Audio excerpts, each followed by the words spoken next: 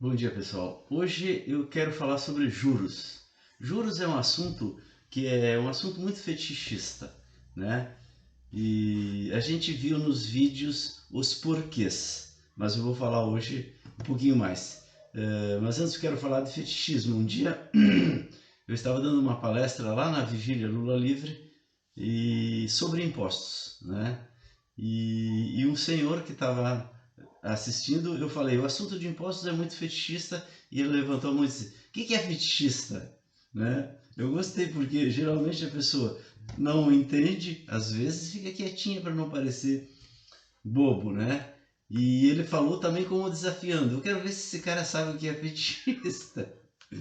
Eu expliquei que fetichismo é feitiço, é uma coisa que enfeitiça, como por exemplo, quem lançou essa palavra para mim, pelo menos, foi o Marx, no Capital. Ele fala do fetichismo da mercadoria. Então a mercadoria ela teria um fetiche. Por exemplo, essa minha bela camisa que eu estou abotoando agora, né? Ela pode valer R$ 100, R$ 150. Mas se ela for com uma marca, sei lá, Paco Rabanne ou alguma coisa assim, ela pode valer R$ 1.000 e ser materialmente a mesma camisa. O que faz uma valer mais do que outra?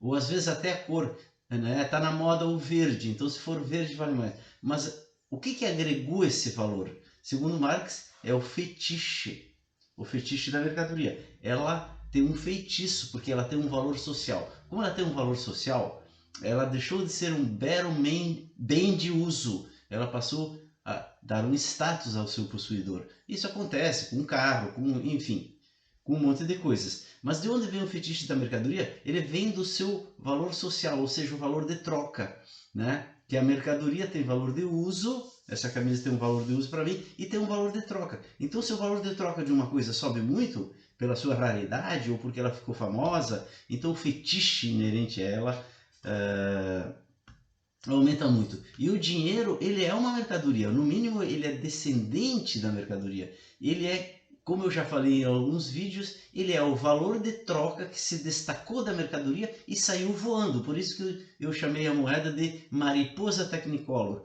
porque ela saiu a voar, o valor de troca, e ela é uma bruxa, uma mariposa, porque ela é muito enfeitiçadora. Então, quando tem dinheiro na jogada, a gente não entende as coisas direito, sabe? Fica um falando uma coisa, outro falando outra coisa e ninguém se entende. Vira uma coisa emocional, uma disputa de poder. Por isso é que juros é uma coisa fetichista, entenderam? Então, vocês vão encontrar no mercado um monte, da minha avaliação, claro, de besteiras que se fala sobre juros, sobre banco. Tem gente que é assim, falou, juro é igual a banco, é igual a mal. Pronto, acabou aí o debate. Vira um debate de bem e mal. Quando na verdade, se a gente quer, se a gente quer não julgar, mas revelar a realidade, a gente tem que sair para fora desse lance de bem e mal. Onde foi que o ser humano perdeu uma certa percepção da realidade por causa do bem e do mal, lá no jardim do Éden, quando ele foi expulso, porque ele comeu do fruto da árvore do conhecimento, do bem e do mal, e portanto foi expulso daquele estado. Isso é uma metáfora, pessoal. O ser humano, de fato, no passado, antes que ele tivesse a linguagem, que ele tivesse a racionalidade, ele tinha possivelmente uma percepção diferente da realidade. E ele perdeu essa percepção diferente, mas para fazer trilhar um caminho que a racionalidade permitiu, o desenvolvimento da técnica, a construção de um outro mundo, papapá, né? É como se eu tivesse que botar umas viseiras aqui sim para atravessar um caminho, não olhar para os lados, mas um dia eu vou ter que tirar essa viseira para voltar de novo para o paraíso, certo? Muito bem. Então, a racionalidade, esse bem e mal, ele é uma coisa que nos facilita a vida, mas ele nos impede de revelar as coisas. E agora eu vou falar de juros. Muito bem. O juro é a retribuição para que te emprestem dinheiro, certo? É isso que é o juro. Muito bem. No caso, existem vários tipos de juro, não existe só um tipo de juro. quando a pessoa diz assim, os juros são altos, deveriam se perguntar, quais juros são esses que são altos? Porque tem muitos juros. Por exemplo, qualquer país, pegue a China. A China, por exemplo, que é um país que está se desenvolvendo um monte, tem os juros básicos internos, que é que nem a nossa Selic, que é 4,5% ao ano, tá, atualmente. No entanto, o juro, por exemplo, para as empresas chinesas, que são fomentadas pelo Estado, né? A China tem uma espécie de grande BNDES lá, que ela então empresta a setores que ela quer fomentar a juros zero. Vocês me entendem? Que nem era o nosso BNDES aqui até esses tempos, até que o pessoal aí quis acabar com isso e abrir a caixa preta do BNDES, não descobriram nada porque não tem o que descobrir. Um banco de fomento é isso, ele empresta juros baixos. Então esse juro tem que ser baixo, se tu quer fomentar o desenvolvimento. Agora, isso não significa que o teu juro básico, a Selic, digamos, tenha que ser baixo, depende de cada país. Isso tem que olhar. Por exemplo, os Estados Unidos, o juro básico deles é super baixo, hoje é próximo a zero. Por quê? Porque, pessoal, tem que olhar a realidade dos Estados Unidos. A realidade dos Estados Unidos é a realidade de um país em que a totalidade da população dos Estados Unidos ela está dentro do sistema bancário, certo? E ela paga juros, ela financia tudo no cartão de crédito, etc., através do sistema financeiro. Então ela paga juros, são juros baixinhos, 6% ao ano, digamos, 7% ao ano, é um juro baixinho. Mas imagina toda a população pagando isso, os bancos faturam um monte. Não é o mesmo caso do Brasil, que é uma minoria que paga alguma coisa para banco aqui no Brasil. Por isso que o juro que o banco cobra aqui, ele tem que ser maior. Se os bancos brasileiros forem baixar o juro que eles cobram, o que acontece? Eles começam a entrar no vermelho. Eles começam a ter prejuízo. E qual é o empresário que vai botar dinheiro num negócio que dá prejuízo? Ninguém vai botar, certo? Hoje, uma parcela das ações dos bancos, os detentores são cidadãos, né? E eles vão começar a vender se der prejuízo, porque por que uma pessoa compra, por exemplo, ações do Unibanco? É para ganhar dividendos e para a ação valorizar. Se ele começar a não pagar dividendo porque tem prejuízo, as pessoas vão começar a vender as ações desvalorizam, né? Bom, então lá nos Estados Unidos funciona assim: se tu aumenta o juro básico, como o juro bancário, o juro de mercado é baixo, né? Quando tu aumenta o juro de mercado, o que acontece? Tu aumenta o custo dos bancos para pegar o dinheiro das pessoas, certo? Ou se eles pegam o dinheiro do Fed, né? Eles vão pegar a um juro mais alto. Então eles têm que repassar esse valor, porque a diferença entre o juro básico e o juro de mercado é pequena. O que acontece? O spread, como se diz, é muito baixo nos Estados Unidos. Por quê? Porque todo mundo está endividado nos Estados Unidos. O americano é um cidadão endividado. Ele tem tudo que tu possa imaginar. Casa, carro, roupa, mas tudo é financiado, não é dele, certo? E ele está pagando juros sobre isso. Se os Estados Unidos sobem os juros básicos, o que acontece, pessoal? Acontece um aumento do custo mensal das despesas do cidadão. O que o cidadão faz diante disso? Ele começa a consumir menos. Isso provoca o quê? Recessão. Então, se tu aumenta o juro básico nos Estados Unidos, tu provoca recessão. No Brasil não é assim. Não é assim. O que acontece? A diferença entre o juro básico e o juro de mercado é muito grande. Então, quando tu aumenta o juro básico no Brasil, tu não provoca um aumento do juro de mercado. E quando tu diminui o juro básico no Brasil, tu não provoca uma diminuição do juro de mercado. Porque quem comanda isso, tanto aqui quanto lá, é o mercado. É o mercado, pessoal. Tem gente que fica pé da vida quando eu digo isso, porque eles querem dizer que não é o mercado, que é monopólio. O monopólio faz parte do mercado. Todos os mercados têm monopólios, têm cartéis. Toda a economia é cartelizada. Isso não significa que o cartel tem controle, né? O cartel é tipo um naviozinho que tu faz na onda do mar, mas ele não controla o mar. O mar continua existindo, entende? Muito bem. Acontece que o juro básico tem uma outra função muito importante, principalmente em países emergentes como o Brasil. O juro básico, na verdade, ele ele é a proteção da moeda. Por quê? Porque hoje, eu já expliquei para vocês, tu tem uma bolha de riqueza no mundo. Não adianta brigar contra essa bolha de riqueza, porque ela não vai diminuir porque tu briga contra ela. Ela existe e ela vai existir sempre, esqueçam. Ela não vai explodir, ela não vai desaparecer. No futuro, todas as pessoas estarão dentro dessa bolha. Eu já expliquei isso para vocês, tá? Muito bem. Mas vamos deixar isso de lado por enquanto. Existe uma bolha de capital. O que essa bolha quer? Rendimentos. Ela procura rendimentos no mundo todo. Ela pegou todas as empresas, as grandes empresas, e transformou em mercadorias acessíveis a ela poder comprar em pedacinhos. Foi isso que essa bolha fez. Inclusive os bancos, inclusive as indústrias, tudo tu pode comprar. E os donos são os que estão na bolha. E nós, de alguma maneira, somos donos também. Pelo menos de um pedacinho, certo? Então essa bolha está à procura de rendimentos. Ah, aquela ação está barata, eu vou lá e compro, aquela ação sobe. Ah, aquela empresa é ineficiente, porque corta aqui, corta lá. A própria empresa sabe. Os caras, os CEOs dessa empresa vão lá, ajeitam, a empresa cresce. Então essa bolha ela também faz um controle de que?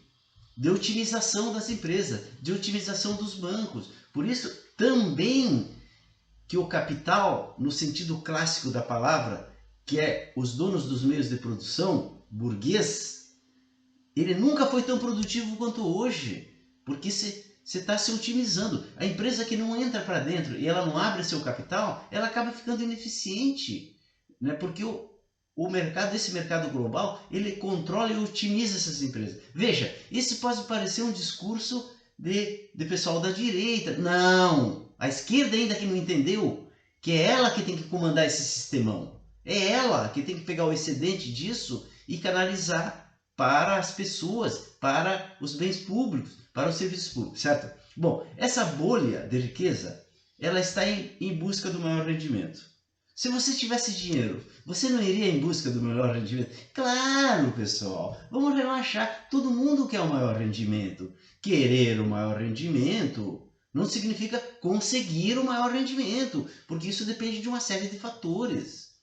Né? Bom, então ela busca o maior rendimento. Se um país oferece juros acima da inflação desse país, ou acima da estimativa de perda da moeda desse país em relação ao dólar, por exemplo, ela vai e compra títulos. Porque se disser assim, esse ano o Brasil a sua moeda vai desvalorizar 5% frente ao dólar, mas ela está oferecendo eles estão oferecendo 10% de juros. Pô, vou para lá, ou pelo menos eu vou botar um pouquinho de dinheiro lá, porque eu possivelmente vou ganhar 5% de rendimento real em dólar por ano, que é um grande rendimento, certo? Não vai botar tudo lá, mas bota um pouquinho, certo? O que esse botar um pouquinho de uma bolha tão grande vai fazer com a moeda brasileira? Vai fazer ela subir frente ao dólar. Aí acaba um ano, vai dizer, não, ela não caiu frente ao dólar, ela ficou igual, ficou estável. E ainda deu 10%,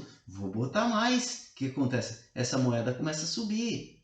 Daqui a pouco, o cara está ganhando um rendimento de 12% ao ano, como era quando a Dilma assumiu, e mais a valorização do real, digamos, né? Frente ao dólar, que vamos supor que fosse 5% ao ano, ela vai ganhar 17% ao ano. Vocês entendem por que durante os governos que começou lá com o FHC e veio o Lula até a Dilma, o real foi a moeda que mais valorizou no mundo? Foi porque ela estava oferecendo juros. Vocês me entendem? Isso é muito importante, pessoal. É muito importante. As pessoas não se dão conta que durante toda a metade do século XX, os Estados Unidos espremeu os países subdesenvolvidos, produtores de commodities. Como? Através de se manter o dólar fixo na demanda global, nos acordos do Bretton Woods, no seu poderio militar, no seu poderio econômico. Ele manteve o dólar sempre ancorado na demanda do mundo, enquanto que as moedas dos países como o Brasil e a Argentina caíam frente ao dólar, caíam frente ao dólar. O que isso provocava? Provocava desvalorização das commodities. Por quê, pessoal? Vocês entendem, né? Tudo se mistura. Não tem como entender as coisas separadamente. Por isso que eu tenho que misturar tudo. Muito bem. Por que a desvalorização das moedas dos países subdesenvolvidos, como se chamava naquele tempo, certo? Desvalorizou as commodities, porque assim, o mercado paga ao produtor rural, ao produtor de commodities, os custos e mais um pouquinho. Eu expliquei para vocês. A partir da Segunda Guerra, a burguesia tomou completamente o poder. Ela espremeu a produção rural e equivalente, né, como de recursos naturais, minério de ferro, petróleo. Ela começou a espremer e tirar todo o excedente. O excedente ficou todo com os países industrializados. Como é que ela fez isso? Mantendo as suas moedas ancoradas e depreciando a moeda, porque daí tu vai aqui tu vai pagar em reais a soja, por exemplo. E um produtor rural precisa de 100 reais, digamos, senão ele não vai plantar soja. 100 reais a saca, vamos supor, certo? Que é o que? Os custos dele mais um lucro, 100 reais. O mercado sabe, o mercado global sabe. Então, ele não vai pagar mais que 100 reais. Se o real cai, ele vai pagar menos em dólar. Vocês entendem? Vocês entendem como que aconteceu essa sangria dos recursos durante toda a metade do século XX para os países ricos? Foi através da desvalorização das nossas moedas. Isso que a economia não se deu conta ainda direito até hoje. Ela diz assim, divisão internacional do trabalho. Mas como se fez essa divisão internacional do trabalho? A divisão internacional do trabalho é assim, o trabalho que os ricos fazem vale mais, o trabalho que os pobres fazem vale menos, certo? Qual é o trabalho que os ricos fazem? A produção burguesa, que é o quê? Comércio e indústria, certo? E os países pobres que não são industrializados, o que eles fazem? Plantam, extraem, certo? E nós vamos pagar o quê? Vamos pagar pouco. Mas como é que eu consigo pagar pouco? Fazendo as moedas deles caírem em relação à minha. Como que eu faço isso? Bom, eu faço isso com os acordos de Bretton Woods, né? Com o meu poderio militar, com o meu poderio econômico, que mantém o dólar fixo. E se o dólar porventura cair, como aconteceu, por exemplo, quando se furou esse arranjo pela primeira vez, que foi a OPEP, que furou em relação ao petróleo, ela furou e disse, não, agora o petróleo não vai mais ser vendido a preço vil, eu quero excedente. E aí passou um custo para os Estados Unidos, e aí o dólar começou a cair, e inflação, o que os Estados Unidos fizeram? Subiram os juros e passaram a conta para nós, porque daí tu valoriza o dólar, porque se tu sobe o juro lá, tu atrai capital, tu valoriza o dólar. E automaticamente as outras moedas, como não tem âncora, caem. Aí o que acontece? Vai um fluxo de recursos para os Estados Unidos para pagar os juros dos devedores, certo? Isso significa, tu não manda dinheiro para lá, tu não manda reais, tu manda soja, tu manda ferro. Vocês me entendem? Muito bem. Isso acabou quando essa bolha de capital de riqueza no mundo saiu do controle de qualquer país, se tornou uma bolha que não quer nem saber se é Estados Unidos, se é Rússia ou se é Brasil. E ela começou a procurar rendimentos. E a partir daí, o Brasil começou a oferecer juros meio que intuitivamente. Quem propôs isso pela primeira vez foi o Marcílio Marques Moreira, que era ministro do Collor de Mello. Depois o Collor caiu, veio, né, o Itamar, que trouxe o FHC como ministro, e eles continuaram, e o FHC, o Plano Real, fez o quê? Uma âncora cambial, oferecendo juros para manter o real equiparado ao dólar. Isso estabilizou a economia brasileira. E no governo Lula, né, tem que reconhecer o valor de algumas medidas tomadas pelo FHC, pessoal. Ele conseguiu, né, até por orientação do FMI, criar novos impostos no Brasil, né, que foram aquelas contribuições, etc, que se criaram ali, que é só a arrecadação federal. Isso criou um superávit primário e junto com a âncora cambial, ele estabilizou a moeda brasileira. Porque antes tu tinha que emitir moeda para cobrir o déficit. E agora tu não precisava mais porque tu arrecadava impostos, certo? Então tu tinha superávit. E isso, para o mercado internacional vir aqui, é importante. Ele olha assim, tá, mas o Brasil está com déficit, não vou botar o dinheiro lá porque ele vai querer sempre mais. Não, agora ele está com superávit, certo? Se estabilizou, certo? Então eu vou lá, vou começar a investir lá. Vocês me entendem? E poderia ter continuado, O Brasil, durante o governo Lula, por exemplo, tinha uma Selic alta, não era baixa. Ela oscilava, deu 8, foi a não sei o que, estava 12% quando a Dilma assumiu. A Dilma assumiu e achou que ia baixar os custos, baixando o Selic, porque ela pensou assim, vou pagar menos juros da dívida pública, certo?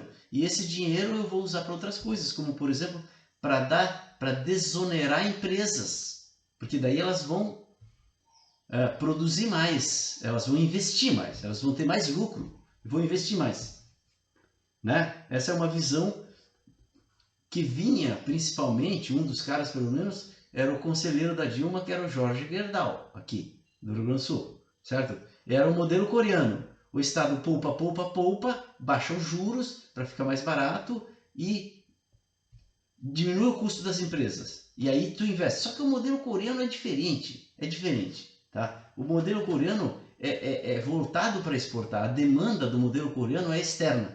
A brasileira, a demanda é interna. Certo? Bom, aí começa o seguinte, tu desonerou um monte de empresas. Elas investiram o valor que elas lucraram a mais? Não, por quê? Por que elas vão investir se elas já atendem a demanda delas? Para elas investir, teria que ter uma demanda nova. E a demanda dessas empresas é interna, né? E a demanda interna, ao invés de aumentar, ela diminuiu. Por quê? Por vários motivos. Primeiro, porque o Estado se descapitalizou. Porque ele deu essa desoneração, ele começou a gastar menos. Isso aí já influencia no otimismo geral e na demanda, certo? Tanto que começou a se não pagar isso aqui, cortar aquilo lá, dar pedalada lá, certo? Não estou criticando as pedaladas, não é isso. Mas começou o Estado a gastar menos. Segundo, quando tu baixa a Selic, tu não diminuiu o custo do governo. Pelo contrário, tu aumentou o custo do governo. Por quê, pessoal? Porque os contratos da dívida pública que tu paga juros, eles já estavam feitos. Além do mais, tu não paga o juro da dívida. Isso eu já expliquei diversas vezes. Porque os juros da dívida pública tu rola, é uma coisa que tu rola. Porque o credor, ele não quer sacar o dinheiro. Ele só vai sacar o dinheiro se o negócio começar a ficar ruim. Como o negócio começou a ficar ruim, os credores sacaram o dinheiro. Sacaram? Vocês me entendem? E aí sim o governo teve despesas. Por quê? Porque ele teve que ou gastar reservas, porque o devedor pega o credor pega reais e ele troca por dólares. Tu tem que ter dólares, senão o dólar dispara. Aliás, o dólar subiu. Ele estava 1,65 no tempo do início do governo Dilma e ele foi para 2 e começou a subir 2,50 e não parou mais de subir. Não parou, desde aquela vez não parou de subir. Aí tu tem que fazer leilões com as reservas que tu acumulou, ou tu tem que fazer swaps cambiais, que é talvez pior até do que tu usar as reservas. Porque swap cambial é uma coisa que entra para dentro da tua dívida. Na verdade, tu não está saldando, né? É um título vinculado a uma moeda estrangeira que está na tua dívida. Vocês me entendem? Então a dívida pública brasileira aumentou um monte de lá para cá, muito em função dos swaps cambiais que estão dentro da dívida pública. Vocês me entendem? Quando era só segurar a Selic em 12% ou ir baixando aos poucos para o credor não entender como uma sinalização que tu ia mudar a política macroeconômica, certo? E estava tudo certo. A dívida pública brasileira ela estava diminuindo. Por quê, pessoal? Porque esse juro aí de 12% era assim, ó, tu tinha uma inflação de 6%, 5%, sei lá, 7% e um juro de 12%. Então incidia ali uns 5% sobre uma dívida de 30% do PIB, certo? Isso aí te dava 1,5% do PIB que aumentava, 2% do PIB, ou vai lá, 3% do PIB no máximo, que aumentava por ano a tua dívida. Só que o PIB aumentava 5%. O PIB brasileiro estava assim, ó. O Brasil era a bola da vez, então a dívida estava caindo, apesar dos juros. E tu poderia ir baixando levemente. Vocês entenderam? Bom, sobre juros era isso que eu queria falar. Eu não sei se vocês entenderam, certo? Espero que sim, mas essa coisa de juros, de juro de banco, é uma coisa complexa e fetichista. E ela só pode ser devidamente entendida numa consideração global, que entenda, que perceba o mundo como um todo. Eu vou só para finalizar dizer o seguinte, a China, que é o país que mais cresce no mundo, ela não baixou os juros básicos dela. Ela está em 4,5%, apesar de que lá nem inflação tem. E ela está crescendo e crescendo. Por que ela faz isso? Por que ela mantém os juros num valor atraente, certo? Para o investidor? Porque ela não quer que a sua moeda se desvalorize e saia pelo ladrão. Imagina se a moeda da China cai. O que acontece? Os caras dizem, não, a China desvaloriza a moeda para exportar. Cara, isso é outro conto. Isso é conto. Isso não existe. Isso aconteceu no início do capitalismo, né? Os países no tempo da Belle Époque tentavam desvalorizar sua moeda para exportar, para disputar. Nunca mais aconteceu isso aí.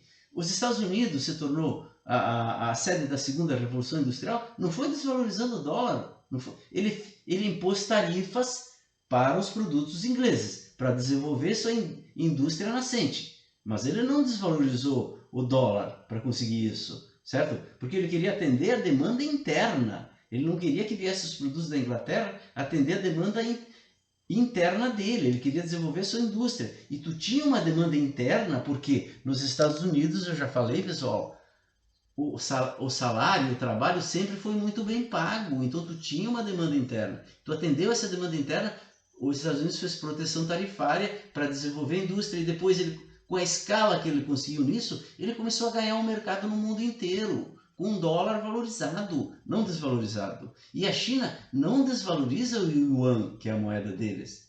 Podem olhar, ela está valorizando frente ao dólar, inclusive. Por quê? Se o yuan desvaloriza, ela vai ter que pagar. As pessoas esquecem que a maior parte dos insumos da indústria da China é comprada fora em dólar, então ela vai aumentar um monte os custos dela. Então não é do interesse da China desvalorizar sua moeda, como não é o interesse de ninguém razoável desvalorizar sua moeda. Por isso que o Brasil estava dando certo, porque o real estava valorizando, porque isso cria otimismo, porque isso atrai cabeças pensantes do mundo inteiro para vir trabalhar aqui, ganhar bem. E país que a sua moeda desvaloriza, ninguém quer ir. E os que estão querem fugir. Vocês me entendem? É isso, pessoal. Isso tudo não tem como olhar separadamente. Isso tudo tem que ser olhado numa perspectiva global que misture tudo e vai até o Gênesis. Um abraço, pessoal. Até a próxima.